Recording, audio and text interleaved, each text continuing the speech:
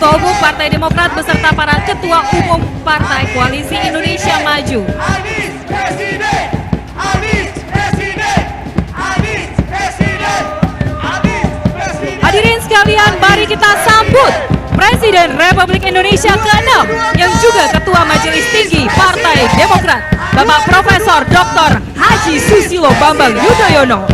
Ketua Umum Partai Demokrat, Bapak Agus Harimurti Yudhoyono. Ketua Umum Partai Gerindra, Bapak Prabowo Subianto. Presiden, Anies Presiden, Anies Presiden, Anies Presiden.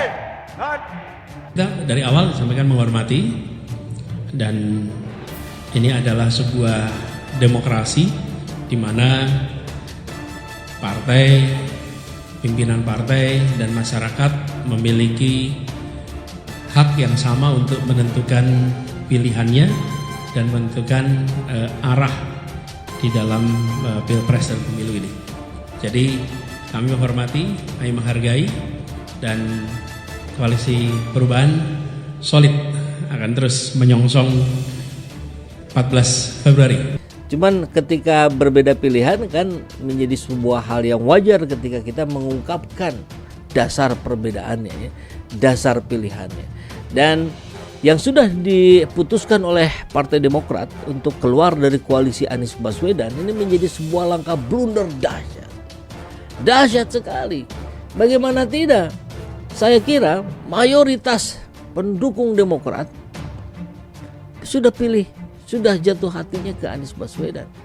Bahkan AHY pun demikian, berkali-kali menyampaikan dia sudah jatuh cinta sama Anies. Demokrat ujung-ujungnya gerbong kosong begitu kan ya.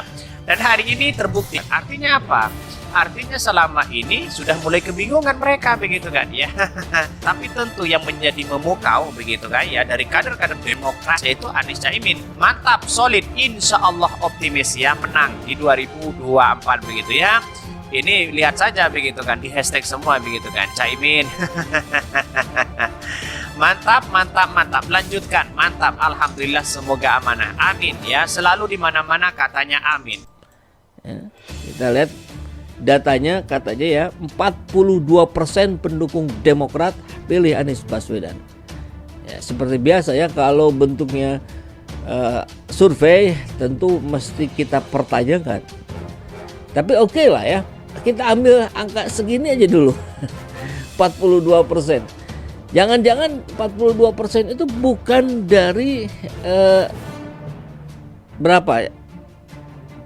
Angka sebelum Demokrat memilih Anies, tentu tidak ada yang 100% dong.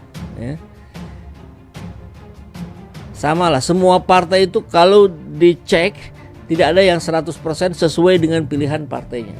Tapi mayoritas gitu. Nah, kita lihat tempo hari gerakan-gerakan Demokrat itu tidak semasif PKS dan Nasdem ketika mengadakan event bersama Anies Baswedan. Iya kan?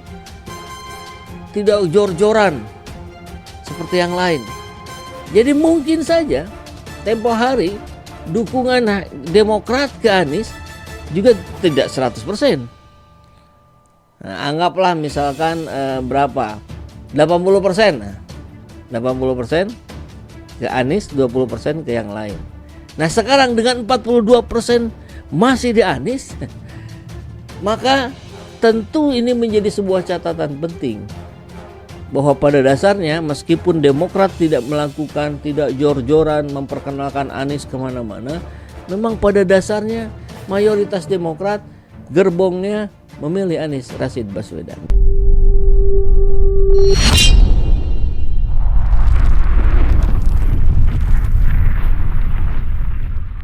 Dukungan Demokrat ke Prabowo signifikan jika SBY all out ikut turun gunung.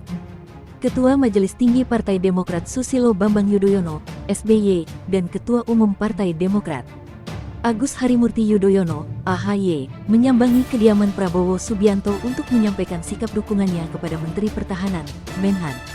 Partai Demokrat telah menyatakan mendukung Prabowo Subianto sebagai calon presiden, Capres 2024. Kunjungan Ketua Majelis Tinggi Partai Demokrat Susilo Bambang Yudhoyono, SBY, ke kediaman Prabowo di Hambalang, Bogor, Jawa Barat, pada Ahad, tanggal 17 September tahun 2023, menjadi simbol keseriusan dukungan yang diberikan Demokrat.